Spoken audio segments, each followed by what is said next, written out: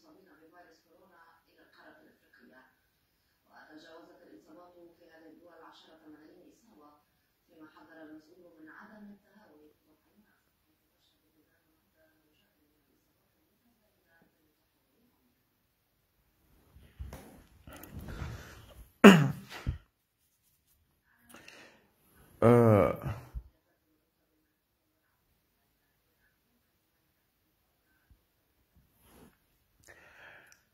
الحمد لله الذي هدانا لهذا وما كنا نهتدي لولا أن هدانا الله، ثم الصلاة والسلام على من بعث رحمة للعالمين بشيرا ونذيرا،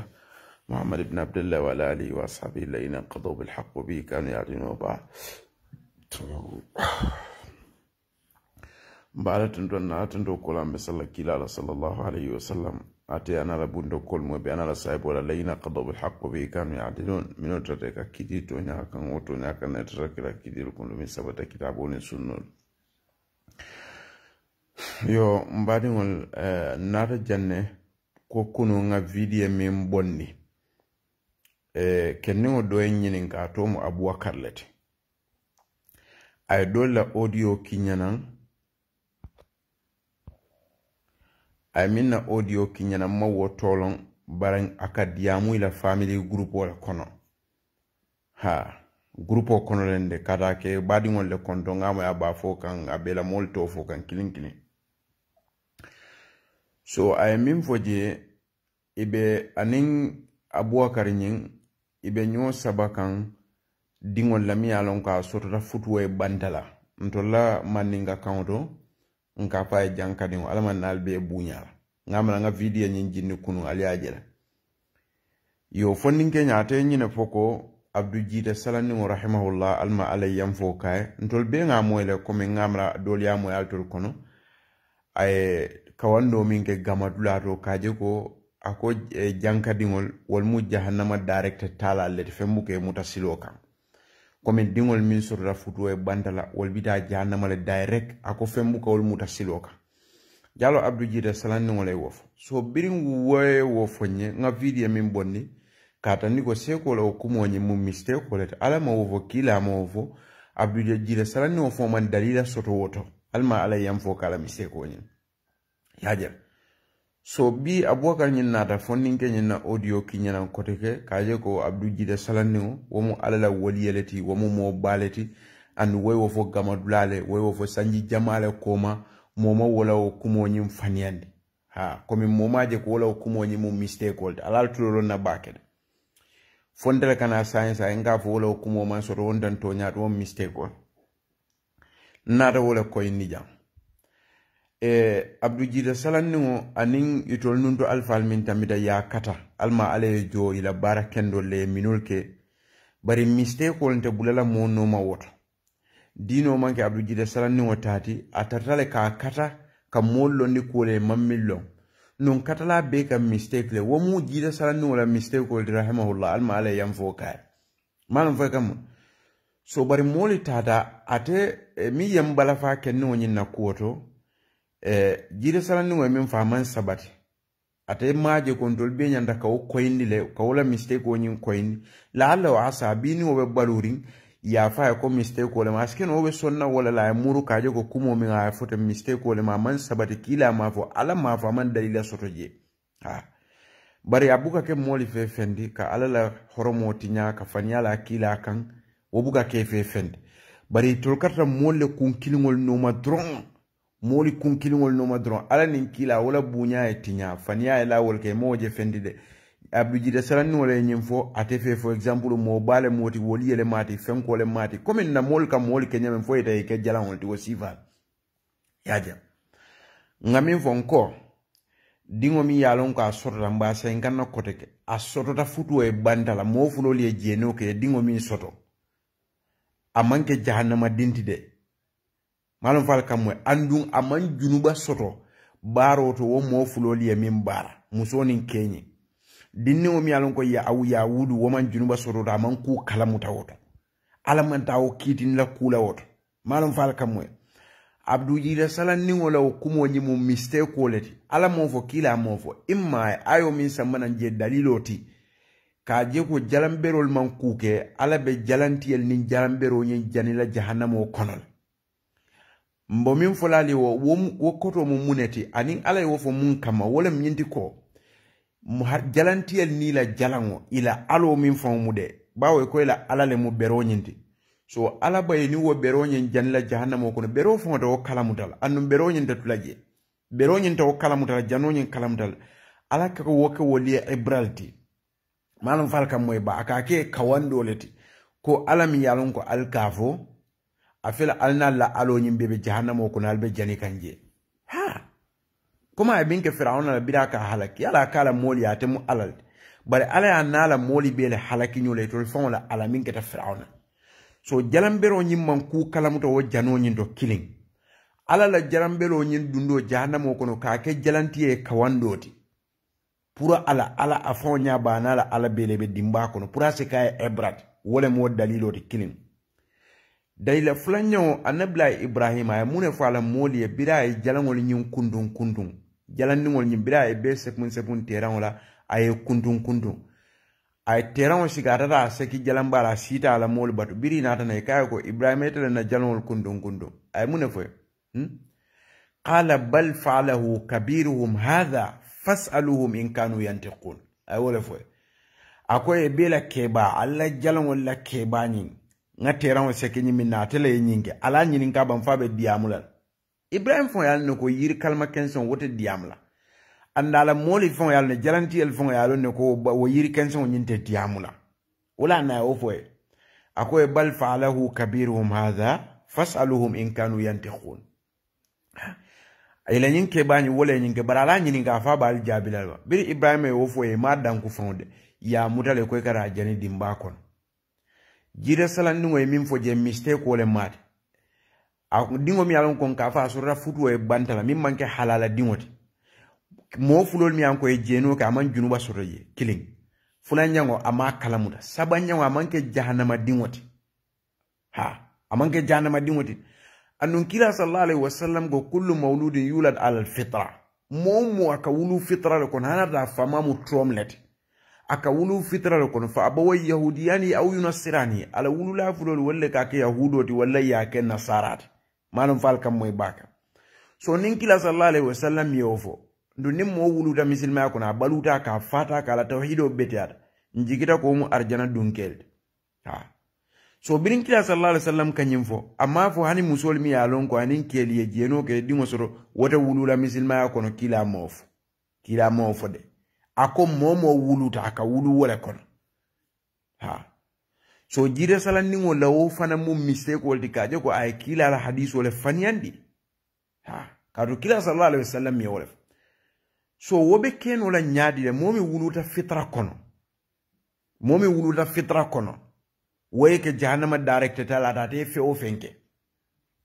ha mistake wala mati mistake ba fon da manke mistake ndindi de mistake bale fon mo nyindi pura be ko jam fer abdu jira ko mo nyi pura ya wo mo nyi mo nyali o landi ha a mistake ta jere de mistake ba fon de alama wo fo kila ma fo de ha ning ayatra momo wuluta ka wulu fitra ko no wala misilmayat ala wulu la fulo le ka ke yahudo wala ya ke nasarat ha so mobe wulu la nyaadile mi alon ko keni musole jeno for example fon mo fulol mi alon ko e jeno ke musonin ke ye jeno ke wala ka jeno ke inata tubi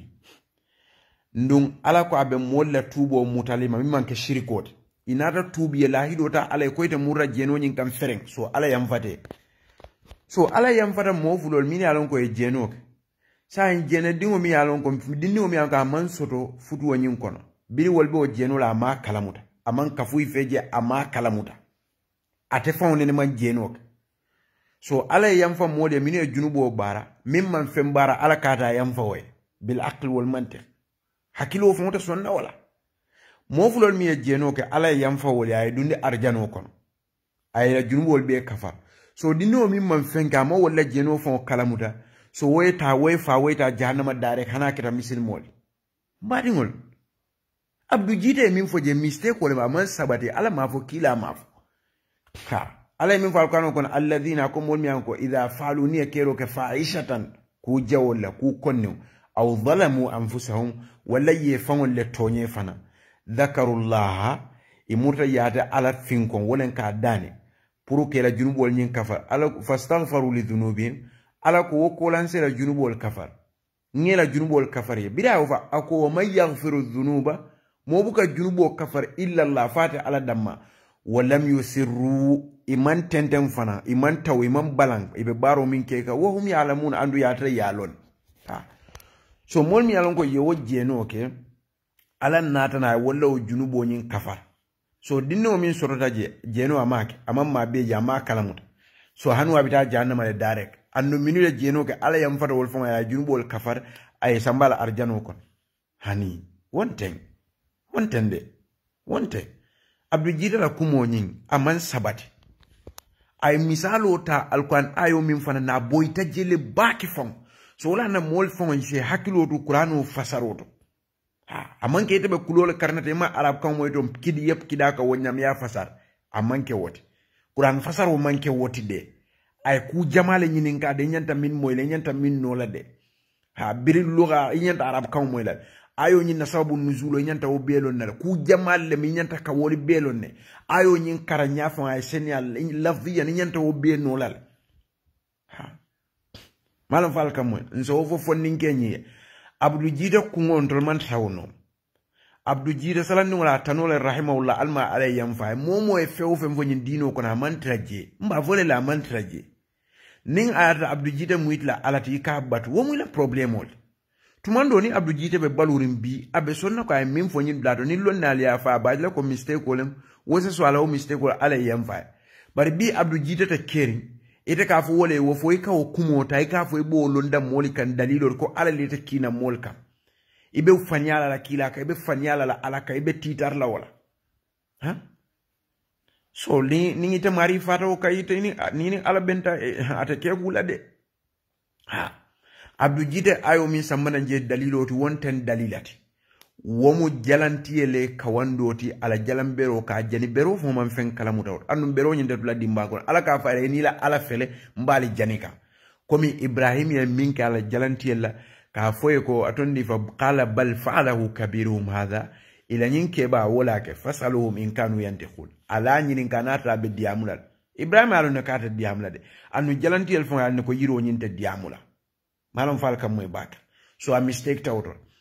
mim fo jawya tawto alako alkanu ko alla taziru waziratun wizra ukhra wa alaysa lil insani illa ma saa wa anna sa'ahu sawfa yura je sai woto mem fo la jang atondi jankadi alman nalbe bunyal alman nalbe dingo min sorra futu e bandal abdu jida bodu nino la jahannama nyaade ata alako hadamadin ye baro min kenke jo wala betemala kenne malam na betemala yaje na kenne mala yaje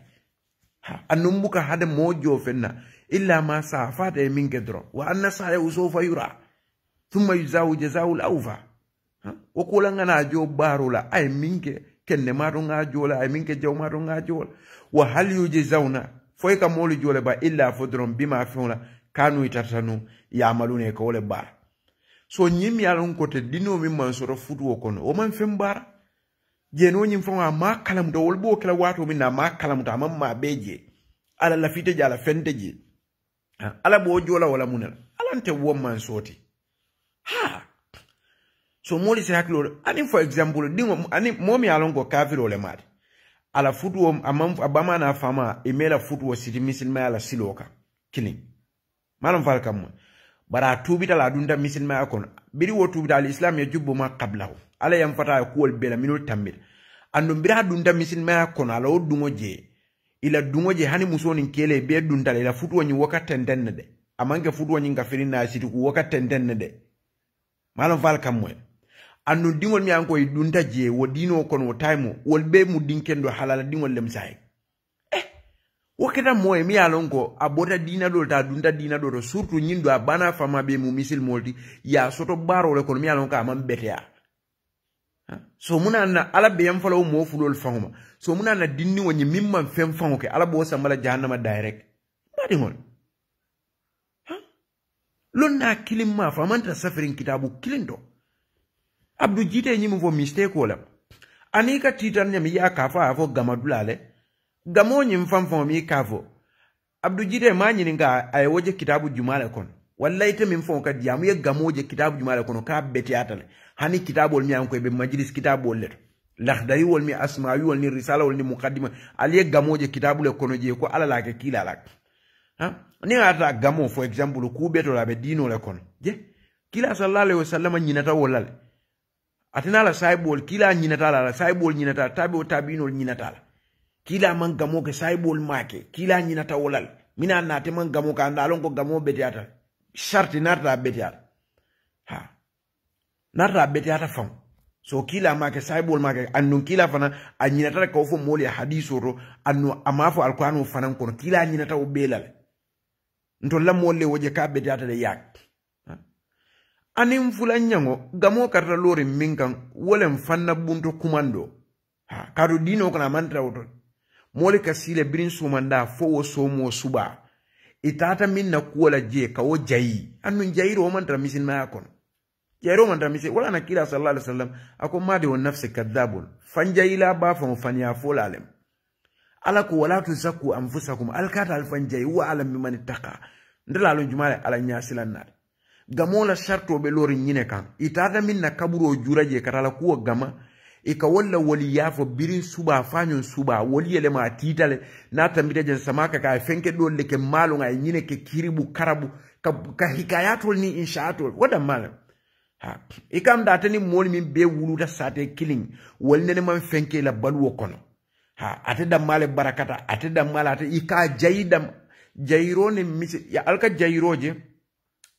nafi ko la taman serole mati ndu mol se hakilo to baka nim fayitan lal mol mi yalon ko hade madingo min fon katlete fon jayila ise hakilo to baka wala na kila sallallahu alaihi wasallam ko faniya fola le mati ha dina jumale mol bula nyo jayila dina jumale mol bula wol ala fon ko ate ala ne jumale ala nyasilan nat momen farabe alkiyama mala be yenyame ite ka fo mu woliyel do fenkera jana o kera jana imantra fenna foila bunto balundol anika balu kaburo nyinna kadu ibuka son do ko le be barakanta yare so foise balunen kaburo nyinna ha wala na mol ke fan kuma ndi garasi mbungo ne ka foitol mu duwa jabi morole ini mol be sate killing wonni kondo de buka simon fonso ila bungol korketol fon mon betia ini wol be sate killing ka foitol mu duwa jabi morole ni tol yemin fo ale ala ka wolek nyama to ya danta wolto anim fania ha wuliya fo man tambala mote o kumo fanan to nyanda fate mari mu nyama to leti man kendea ini mobe sate kila ka fointe mu duwa jabi morole wa duwa jamu jumala ate bula banko kan pura atele nyanta duwala molie kila la saibol be mo man so je min keda duwa jabi moroti de ha kila ma fa bokal len duwa jamu umar len duwa jabi moroti wala o kende ani la fisamantal ni la kol bebe dunya ko be duna arjana wol man ke duwa jabi moroti fontol ni mol mi be sate kili akate mu duwa jabi moroti o duwa jabi moro fonte baluno la fonni mol tata sada diala mol yela ni sol diala mol yela kordal diala mol yedo ko ka duwa jabi moro ka balu wonya atema bulola ala ya be jindila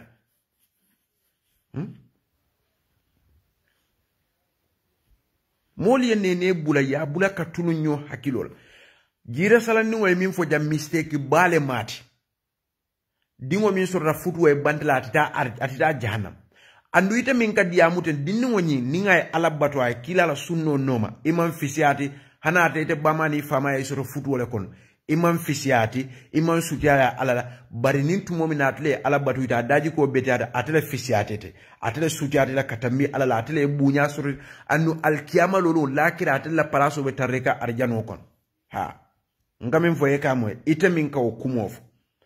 nyin dinno mi alon ko ikala kumof ten billahi na alabato ite abulata dino no maite atele fisiate hanate tele bani famu fo kankar kunda nyaadi det atele fisiate atele sutiata ala la katambir malum fal kan nakuma kadu fisamante abe ala nyasi la bal amantra denning alla suwol kono ning alla nyim fanku mandi woli sirawol balade amantra wor ala nyasi la ngabole bala itamin kanyim kumo foten dinno mi an ko e kala kumo fo ni ganata ala bata bulata kitabo ni sunno noma atele fisiateti atele sutiata ala la katambitel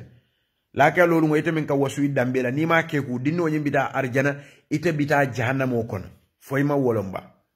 jida sala ni o mistake tale anno abadi sufiel fon dol fon be siri wogama dula fon to yalon ka min fote mistake wala bari ita sonna ka fode annu sufiya dolbe je bibe nyin kawando la yalo ne ko dingo min man soro futu e bandla man fenke aman junube soro ja man fenke je bari misil mole mati bari mo kendo le mati ita sonna ka koyni ibe deira ka kadu munam ni afo iba fula ko aka jida salanu aka wole fanyandi wala ka bula jida salanu wala ka jida salanu wala keteng molo woli ba molo fenke ba yajel so itol karta nyin todiya ko le dani moli kunna ku nyino fati ne dali buka tonya fango fono moli ndol mandra ko de jida salanu e mistake ko reke ha momo mala mo kendo ri famo be sonna pour moli nyin koyndi isaje jida salanu ala se yam fokaye ay nyin fatwa min fango di ala se yam fokaye pour ni moli yo ko koyndi gaje ko ala mistake ko lem ala se yam foka jida salanu e kumo nyin fon la e min fo ha katu kuma bale mati ala mafo kila mafo aman sabatata kitabu kono afango la miro ay wada mala foje mistake ko so fon sa murun anu fon sa ko indi molla bare sufiel ta ko indi la ta murun de bebe daring ha wala ne ga kullama buni ala batil fa huwa batil moli sa kataba ke ka jamfanyin gamadulalla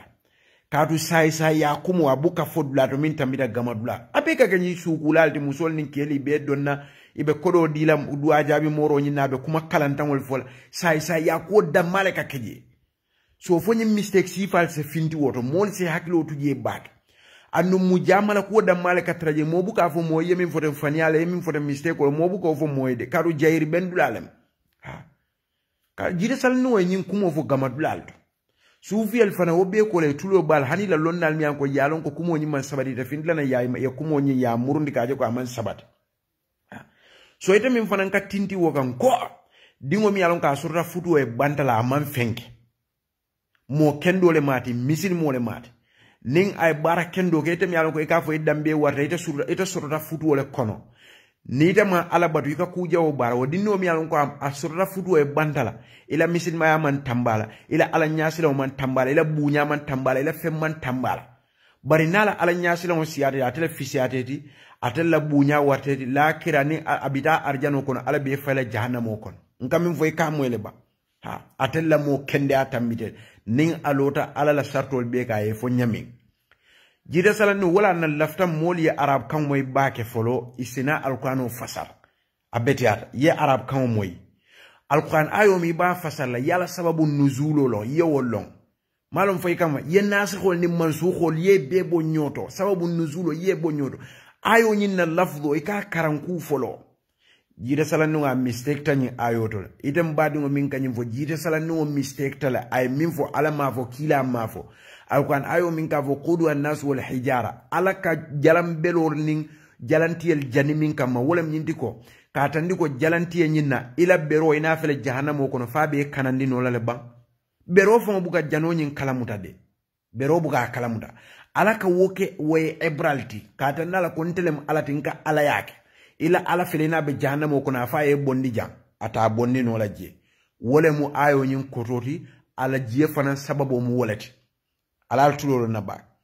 fulanyango annabla ibrahim biya jalan ngol kundu ay teran saki jalan ba bala bila mol na de ka ibrahim tela nying qala bal fa'alahu kabirum hadha fas'aluhum in kanu yantiqun alin keba nyininka jalan keba mi nga terango dengala atle jalan dinwol ko kuntu ala nyininka nata be diamul fasaluhum in kanu yantiqun yaje so ibrahima fo yalon ne ko jalan o nyinte diamula yiro te diamula annu itol fawol yewolon ne ko yiro nyinte diamula wala ne ko ibrahima nanga te jani ha malon fal kam moy bakel kati imam yalon ne kata diamla so wole mu nyinde nyimu misalo leti wom moliye abole nyama jalan bero abdi jide salanu ayo min samana je mistake aya fasar nyami wonten ay ayo nyi samana dami fanan jenten alma ale yamfo kay malum falka moy bakale bang momi dingo mi anka surra futu e bandal ngo mol min fan ko e manke misil modi ibama wol ni fama wol me soto fan i atoni i wol fan ye soto le man futu hani be dino min fan kono i man futu wo fan kono ye soto silo le kantem for example ni na de dunda misil maya kono ila min be tambida ala yam fata belale ni e bara kendol ke be kala mo kendolti e be dunna arjana yeta misil mo min fonta misil ma ko ne mama ni mumol be wuruta je ka fay dambe fenger ni wala ala nya silamo betiate ya tele fisiate nkany min fonta misalo late surtout mom ya longo abama na fama tulunga dama ma kalamuta killing no momo e baro min ke ala kejol anda te wuluta misilma ala kono kata ala wulu ala mol mi ate wulu wala o jeno ni wome bonni misilma ala kono de ye kuja u baro rek so nyi no mi an ka manke misil modi fam fereng abama na fama man furu fereng ala yam fata woma adunda misilma kono ala yam fata ma ala baro a tondi fon ala junubol be kafar na tendina ku kende baro labe kala mo kendo labe dunna arjan so nyi no mi an ka man fem bara fon aman junube bara aman kuke a wuluta misilma kono abe misilma barakan fa ala yomu da wodunde jahannam wo mun kusi va mo ite fon jeji bebi ni hakilola hani jeji be ni hakilola ite fon nyanda mura for example ni Abdou Jide Salane no be baluriyata ya nyinin ka ku bari ala ko tenninten kila ko kullu mawludi yulad ala alfitra kila ko momo ka wulu misilma ala kon fa boy yahudiani au yunasrani au laflo wolle ka yahudo wolle ka ken nasara sa ite ko muna ni mo wuluta wo kono annu kila ma foko a wuluta futuwo kono ama wulu futuwo kono malon fe kam moy kila ko mo wuluta be sa muna ne te be nyim fola fo kila hadiso min fo kila ay min fo to nyanta woti ba yetu lolo ate fo be jabila mun la wota aba fo ngam min fo mistake wala kila min fo wala mu to nyati ha sa mon mi alon ko mo fulol mi an koy tubida idunda misilma kon ibe dina do kon ye dingol soto je idunda misilma kon ni dunda misilma kon fa la futu ka janyen hani futu nyin ka tentenne ye dingol mi soto janni ka dum misilma kon biri dundol be ka halala dingol til malam fal kam moy andu be ni tendenta o dino kay mo kendo le fanande so wol mi alon ko for example data dunda misilma kon nyimmi an ko ate bama na fama be misil moldi ye mistake ko le ke tulunge bar wol mi fon ye tulungo fon ke ni wol ye tubo sey alala ala be yam fala wala be la junubo be kafarla so nyimmi man fenke fereng misil mo made ala bodul la jahannam o kono mbali wa mira na hakilol so Jide Salane no boyta nyi masala to boy ba fango mistake ba fango anno sufiye de nyillon ne de amanke koy dol be je wol ma wol dol malon de kadu jama be kadu nyin tasaba wirdo ni yoli bolon bon lay koy te karan dol be je wol malon bar dol be je ya lonne bari te sonna ka ko nyin koyndi kadu kamin fo min fa wen kam fa fon nata fon ninge nyi ngamo la ka fa ha Abdou Jide wala audio min kinyana way nyim fo gama dulale andu lonna balle boto fenke balle wote man diam aya fo da min fon to dula min fon to woto musay say ya dulale ha wonten dalilat hane gamo mi an ko ite ka fa fo dulale majlisi kitabol be isa kara million keme fula itaji la gamo be kitabo min kon ani ya bonna min dol ha gamo ni ko abetiata nimmin ko abetiata so kila sallallahu alaihi wasallam ka to fente ja abetiata be dino kon faata o fonto le pour ngo bar ala o betia kila ma wolon ala ma wo fo kila wala kila nyinata wala saibol maki wol fana be nyinata wala andu yalla ne ko nyim betiata nun kayrate je fo ayata kila sallallahu alaihi wasallam ko woliyantol saba wot ha sa yitale wolon kila molo wala nyinata wala ila akhiri wo fo mukuma bal kuma fulan nyango min ka tan niko gamonyi itsai ka kele bari man dalila sotoji mi adne ka ke wala mu nyo jayeti ha morba karbe sirnya atele marta mol bela kola ala ya atele ke je special atele ka duwa jabi moro anyo wuliaman soto de wuliaman tambi wala de duwa jabi moro no be kerin Gambia alke Frankfurt alke Singapore alke Dubai ti gameno ita mu duwa jabi moro dini molbe sate kili hani ya bumol fon korketo to je sibikaran on lebeje ini molbe sate kili ni kondon dafa buka sima ni dasam de buka kondon so ite mu duwa jabi moro ni te mi ala dani mi naka wolke so duwa jabi moro fana buka baluno fo ni wo fuarol tata do ko la te ye taro diala wolle be den nikol karala wolle be motol sannae wolle bala kunko do kula wolle be ni sol fala han wo mu duwa jabi han ya basinaga han wo mu duwa jabi moro amanke duwa jabi moro sada domola barakantangolam insa at-ta'bir mo barakantangolam sada dan domola lemat amanke duwa jabi moro insa at-ta'bir comme quoi kumo nyim fa er correct ita ni faro min fon be sate kilimam bala fa woli ita ka fay mo duwa jabi moro wolle ka batani ko be ke yadit le balu ita mo barakantangolti so jaje Jide Salane no mistake tanyim dado dimo mi yalon ko asotla aman soto futu kono aman kuke alala ndo wuluda misil mala kono na baluta kan afata kan abe dunna arjana ning ay kukende barol ke ala be yam fala ita min ka tinti dambe ni fenkole bota fenkole bale keta tenne iman kukende barake iman fenga tele fisiade da tele sutiata ala la katambidi la kalolo abita arjana bita jahannamo kon malum fonga men fal kamoy so moli se hakilo to nyin jahiliya ko to wolen ka wasu dambela so moli se hakilo tu nkanyi min fote moli se hakilo tu wasifal to bake fonninke nyin abe jahiliya le kono kata abe wasu ka dambel alkanna kumo moy nyin mas'ala to momo sa koyndi no molla ya koyndi la abdou jide ndingo rahimahullah alma alay yam fo kay ya kata baka tana tanol ye mistake wol min ke mbol koyndi lalde imanke kilat annabiyo mol dammal wolle masumol ti buka mistake tabi'inu han imam malik mi anko gambiyantol banoma imam shafi'i ala akaramole imam malik ay kitab mumele safeka imam malik la mistake wol koyndige imam mazni ay imam shafi'i mukhalafa ñu ya ku jelle la madhhabu la karo biri imam shafi'i faratila ku wasalda ha nka imam malik le fote so ninka mol ka wala mistake wol koyndi mune kata jide sala ni way min fo gamadula sako fo mu kuma bale fon kata alquran ayo le fo killing aya fodda min anaya fasar nyama bele mistake ta ay kanula ala kan ay kanula kila sallallahu alaihi wasallam ka wo mu ku jaw balet wo manke ko fon min an ko be dandi usulo la karola nyin don be denne hadama dingol fon la aqidal wo ma si bolet fon o ko indi ha dalilante wota dingo mi alon ka sorta futu e bantala misil mole mati atondi fon mo kendo le mata man kuke aman ku jawka man ku bara man junube sotoje na baluta misil ma ko na fata kono ala la kando kan ala la nemo ka badun la arjana ha annu ay mol dundi itamin ke fam fenkendati idun dajene findi dajana ala ya konti bonya be konti bola wole la ate ala nyatlo la kira lolu be lola ala nyatlo wanya be lola ala nyatlo wala wole nya imman adam fenne imman fisiate fenna ninga ala nyasila on soto da tele fisiate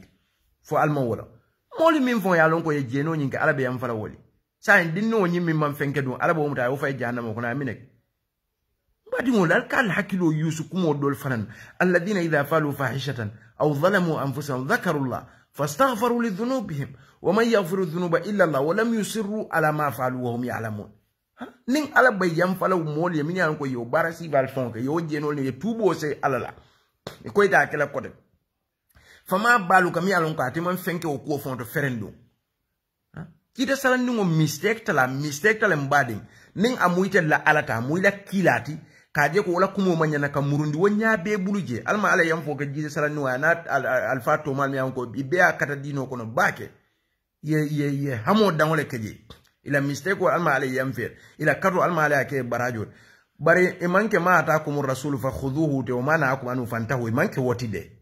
wotide ni mistake ko kan ba ko inla bala ut fofa na bida nyi musululu futu wa nyingede ay misalo da ko jankol ka kel janne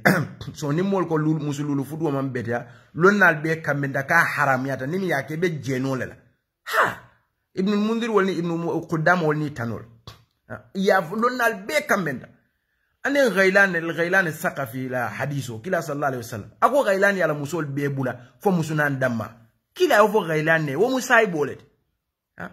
so mol bo fola tata misalo ta ka fugo janga kebal ka kele ni mol ko man bete yanka janga kebal lenen so sirifol ka ke ni mol ko man bete yanka sirifol lenen ngo musululo haram yatale janga kebala o ke woto halal yandla hana keta janga keba jumale momo e musululu nyini iketa jankol iketa manninkol iketa sarakule iketa sirifol de musululu nyawmi yanko ya kafuila nano kan jenole ma man bete ya ha ngabalot fo fana moy labo yalon ni soufiyeli se hakilotu ntol buka moli kungol batude karimu alfalta nyinka dino kona data karimu alfalta nyinka anyanta kelal karimu alfalta mum bembalde kabiro nyanta hani jahankol manken to la annabiyo molti ala me kinan kande ha imanke annabiyo mtide imam fisiya moltide sirifol wol nyamade sarakulel manninkol wol nyama hani tus silango be ala nya silango leto يا أيها الناس إنا خلقناكم من ذكر وأنثى وجعلناكم شعوبا وقبائل لتعرفوا إن أكرمكم عند الله أتقاكم إذا كافو جانكو نيكا وفو نين جانكو المويتلا ألاتي تايي موتا ألاتي نين جانكا كي باي مسلولو فتو iko ibu haramiyata le jeno le mat ni fata o kan ni alama imanta be bita jahannamo ko ni la fatala jahannamo ko no janga ke ba nyi minge taye oke sirifu keba nyi minke tewo ke maninga keba nyi minke tewo ke karonga keba nyi minke walla tondi fon sarakule keba nyi minke tayo ke ala asamada ma be samala je jangol manken na alati sarakule manken na alati maningol manken na alati kila fon sallallahu alaihi wasallam ka fo ala sirifol manken na annabiyom kawsu kaw fo minga ikaw sifa fo minka makaru ngaji la woke dalilot solla fa kawto koyndi bak ngaji la woto ke dalilot pour mol ci hakilo tour mba fula bal outi ko nin ayata jankol ni wolle bata konti bola alkiyam walla nin jankol ye minke dino kono wolle data asake nin ayata jankol le matla ma atakum rasul fa khuduti wa mana kuma nu fantahu ase woke dalilo ko janga kebal kawole kay take ha kafani muna na iko ye gambia ye musu lunu nyaw nyini jele masor andu ya nyini je masor janga kebal be gambia molla alfa kendol beje se banno rahimahullah janko le mat ay min kata dino kono sanji tallul foy ite mo woje ba for example janga kebal mi anko be gambia muna ne manta musululu nyaw nyini woliya bawo musululu nyaw ya nyini gambia le maso janga kebal be gambia janga alfa beje muna ne manta musululu nyaw nyini woliya sirifol beje muna ne manta musululu nyaw nyini woliya kadu ko wol kakele oto ta janga kebal ye musululu nyaw nyini je bawo ite ko wol kaw kele anin anata jankolle muitla alati walle muila annabiyo moti ndol man sila mod dambela walle la sikula de akamin foko birin ntol moli koko musulunu nyaw haram yatale akafoka jankoli fele kalne sirifoli fele kalne ngo musulunu nyaw haram yatale jankola nyini manin kola nyini sirifola nyini baraka usum ba folete bawo ye jankol ni sirifol le mensonje sombe jabila ni woltola kawso musululu njango nim momo ya nyini inaka kafu ibe jenole la fo janni be fala na be bulo kon ni alami manta be ni fata kan jenole ka nen jango yake amuite la mata kum rasul fa khudhu wa mana akum anu fantaw tayake nen sirifo e woke nen sirifo e woke o muitla annabiyo mo sirifo ni tayake ntol man sila sirifu la man sila jahankala de jahanka manken na kilati jahanka manken na alati de sirif manken na kilati sirif manken na alati de ala min fo kila en fon tolka bula wol nom nin ku furi ngole min joko musululu furi wala jahanko ya ka fo le batna kaje ko jahanko la ke wole batna wonyanta dala le ban wala sirif wole baki sirif wole ya ka wole nyanta wole atina wonyanta dala le ban ya mara nyim fo yalo na kamem so akam dan do la dino be jahanko le bulna ka data na ka manda jumale wo fo ite nin jahanko e woke wo mu jahanko mi yake shart janko mi yake wo mu wala filibante alta nala ala soko annu na fata kani alama manta be asarat astadim ba kono abe wala nyamani sirfo min fana yake imanken na alati man fisian toltide mbe mu hadama di ko mu hadama di woti nyame idam be man fisian dambeti i horoma man bunya horomati i man sudiya alala katambi mol i man tambi mola fenna ntol be mu hadama di wolade fisamante abe dame wala ala nya silawon nin jankol muitala alati tayeta janka du yo foe nin sirifol muila alati tayeta sirifu du yo fo woliye taje musululu nyawo ye gambia be bula jere jankol be gambia ila muna ne tata nyini fo jina bisawo imanta nyini jankol ya minu be gambia imanta nyini sirifol ya minu be gambia muna tata nyini jina bisawo ngame ko jankol kake mol kaminke ni tata ya ko la frare ba dile te ya dila ta jankol ya dila kafo musululu njango wo haram yatale nimi ya futu ibe jenole wole kake jankol nengoti kawsu wodete ko fo ila jankol miye ite ko fo ila jankol miye afoy wo kumo wobe tule nennale ka to wetula folal malum fe kam moy bakel de kaje ko musululu nyawo yale fanka wo mu jenole ti ite ko wobe kala jankol min nengoti ila fayla sofi kono kawsu afo jankol ye ko wote be tula nennale malum fe kam moy le de ning ayatre kamin fo wol kawleke fo say mon la dino ninga fo karado be je ni o fo jangol le ne walla shirfo le ne fo to le tamu dino itanten dinati ise hako boy ni mbare jango dol si hako boy ni karu ngalon ko nyaa kumo do fo fanyale mat bari komin ka kuol coin len dron ntol man fisia jankati de janka fana man fisian tolti nkamin fo kamwe hadam madingoli ben neti bira Chinese len fa manja ko fa balanda fa karoninga fa fula fa maninga fa janga malon fa nyadi silango nim bunyani horomo be damin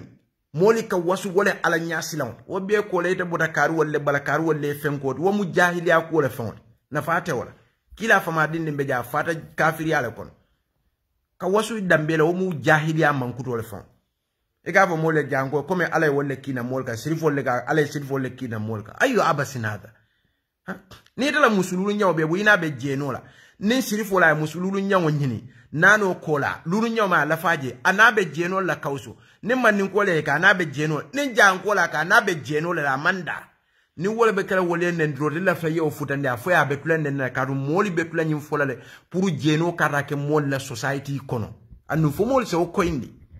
ne musu ko bet la itabe jeno ko to tayetake bari moli ba ko nyim koindi la mol la le ha so ka o koindi nyi sufiyeli kata nyim mo ba bato mi na ni mo kidimando ni mo warando ntol man trato ha ntol tejede nte mol kuma la kavo karmu wolde akati setan kata fay sundu ngol da ka sibole malo na tambe jan samaka ko siboto kumol hani nto oftela moy malam falka moy bakel moli o sifa bula ni tol be nyim mo warando la yetente wala je ngak awsu moy la ko fala audio do moy borasa jam fa nyaawo nye siese jam fa nyaawo nye mala kabilo kono fewo fendi ni ko fo mi mantra dino kono amanta alquran ni hadiso to wo kuwa kita nyawnya mbo murun le kan ka koyni ka ro man ke tat ha ngwal kata alka kata kebal la kumono keba juma keba ta mi kilasi alko kebal mole alka nyin kebal mfo to le siata kila ito le siata kila la saibo ito le siata tabe non baralka wuliale la kebal fon kan imam minke mavo ite kausla family ko no iboda min kono fofona kunda juma le musulul futuje mama wol juma le musulul futuje mo makeje itle mo foloti mi yake imma janga kunda iko minul kakeje jangol fane be buka ka karun defo maje etlaf nte maje jango yake etlaf iko jango min kake musululo babula be jenole la lulu nyaw nyina tayo fae afae ntelafo dino yo fo ni wokake ate ya janga kunda nendiro da fae fana awota be tula nennale ne sirifo la tayavo sirifo nte ko lulu nyaw me aya kafu afama abe jenole la ni wokake sirifu kunda jeno da foe be tula nennale sirifo mi yo kembe wal imma woko la inata misalo ta banyas wol ni sirin tuba wala ndol bukan na dina muta banyas bul wala sirin tuba ha ndol ka muta kila sallallahu alaihi wasallam le bulu banyas manken dol la kila di wala sirin tuba wol manken na kila ti de hada madi wol le muyti kontrol mo hada madi woti nyame ila kiti be ala ya nyame mantra kering ala le wolon alma ala yamfe ila moli be minka itol kola o mu bataro le ti filole mati ibe bidam balun dole la mbole fola ni wodi ate te yo futandira kaburu bato wobe misilma ya kono mundol wo mu jahiliyati wo mu shiriko le fonta mo bondi misilma ya fon kono imono tayta ovoe afaya mola akida tinya nate ete ka waranyi mkankare kunnan ko le morba ko ka I waraje ye warandi ye silela ntol man silela de anu banyazo ne sirin tuwa wol mi kefe manken na alati de I manken na kila sallallahu alaihi wasallam tide hada madin wol le muyti ko mtol mu hada madin wol tinyame itol fate de kering ha ye moli mintu koma wolbe minne tol koma o mu shirkolete mo fa misil mo fa ma duwa ye fa kabur bato kan misil ma jumale wodua ila molbe minne o mu shirkolete imma ke tol min ta dalilo la ni ata wole musu talule fulu musu keme wol akamda wole bo dandila ni wole o ke wole bati no be dala kawzo akada ka haramya wo mu ala nin kila damalati ala le fongo ka be halal yandi ka be haram yandi kila sallallahu alaihi wasallam ya fudanin dolla ala ka mi haram yata ka fon tol wonda wala haram yata ala ka mi halal yata ka fon tol wonda wala halal yata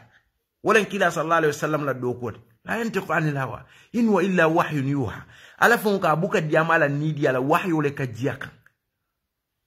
ha wala ka fon tol kila sallallahu alaihi wasallam amanke bay nyasti amanke jahankati amanke sirin tubata amanke sirifuti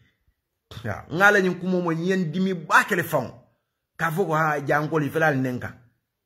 tol nga jangol jere ma musulul futu wol mum mo kende balle di se banno fon da ma kanyanta fon rahimahullahu ta'ala mata wasa al mala yam fokay barakana le akatu nyi dia musifa la ka mol fay nyo kan dron ka usbe mol fay la nyo kan dron be mol fay la nyo kan dron abe moli fay la nyo kan dron be mol fay la nyo kan dron abe siel fayla nyo kan dron abe hadama dingol damal fayla nyo ka abe dina lonal damal fayla nyo kan dron bala ut fofana moli si hakilo to baket ala e fe wo fen haram yandi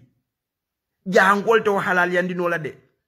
anatre ka kele shirifol ta halaliyan no anatre ka kele manninkol ta halaliyan no anatre ka kele jola lemba sarakule ta halaliyan no hariyatre ka ke abolo nyama ala fare mi haramiyan nin jangol muitla alani ya kila ye feo fenge teta ke kausu wabeni buluje ha mo sifa mo mol si hakilo du nyinto bake de billahi wallahi talla ngamin foyete tulolon na de jango jangale musululu le babulu sirifo le musululu le babulu anabe jenole la kausu ikanna kumo me bakele ye dingol min soto jamanya na ka keta data keta la de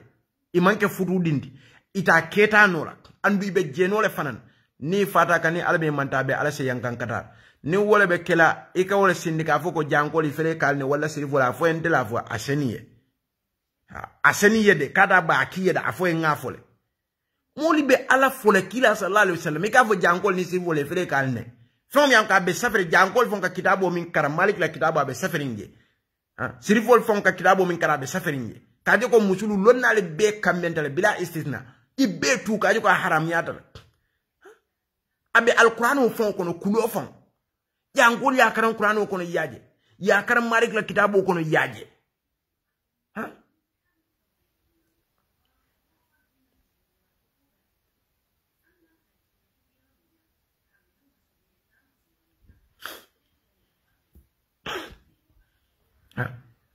jangol ya kara yaje fengol ya karaton difon sirifol ya kara yaje je ala min foje kila min foje so sai nim ala ya fo kila ya fo ninga fo wole be kala jangol nengoti ani sirifol bal nyim fon ka kumo mfalon ne ba so ninga otuje wole be kala bunyani la horomote so nga ala nin kila la bunya nga otinya nga jangol ni sirifol la bunyani horomo nga otanka yamra nyim fon kawsu fon be kende ar ne ba nyinga min fa mawlonde ala nin kila min fo nga otinya nga wala bunya nga qur'ano nyim fanya nga kila hadiso nyim fanya min fo ka vala saibol ya ala nyin tobe bulali nanta so ibaje ninga oke dron sanja ankol nge bunya la nge respect ni sirifol so ala nin kila kulubal yata wala le ngo astaghfirullah alazim nte malum fa ka min fo valon ne ba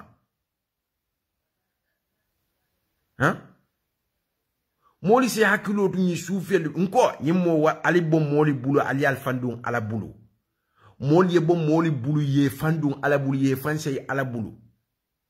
nyim moli benyin de momi nete be taranyim barakanta yalla ka balu nyola ka nyo jay soufi ya molti ka nyo warandi ka wuliya fo nyo e ka nyo jay ka nyo kidimandi ka nyo fenge abibu abebe lori mujamala le kanto anim fanya fo so moli se hakilo tu to back kauzo ala ni kila min fo jangol ya karan qur'ano ni kitabo ko na ni sirifol ya jentol bole fola itol fon ya jeje nin ayatra wole be kele tol nengoti kauza fo e be tenden nan nennal de kam moyle ba itela fayda so fu miro nyin to e kanyi min foten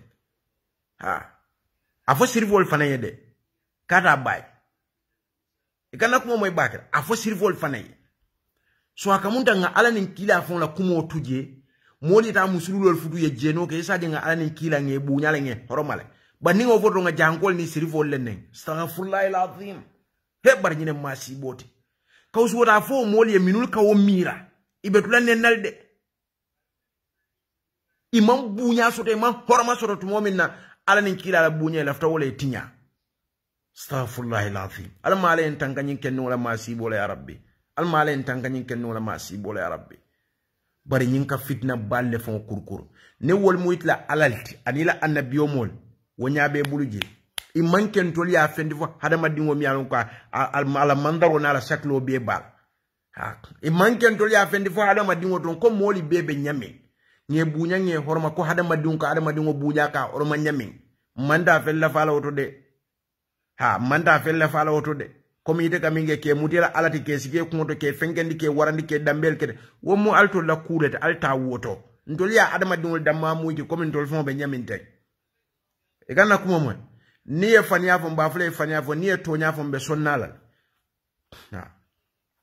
wallahi soufi la nyimo warando le fon yatina ibuka tonya fon no nyoy ye alani kila la bunya na la horomo betinya ye kila fon ke fulangolti ka fania lakan o bente ya problem pour ñi mo baka wala ñi woli baka ni o kata kuya pour ñi fenk baka ni o kata fenk astaghfirullahi alazim so kawse ku mon foden wala murunda kan ani jide salan ngoy min fo mistake wala alma ala yamfay ay ku mon fa boyta bakele boy ba fon de do man ninten yo ndu hanate tanole fan ya fon sa koyndi e kumol ka fo dame nyin gama dulal to say dulalem nen gamo be jam fural be jam ta fural dulato ni ma be tuno je kata fural dula ba ni ma be tuno je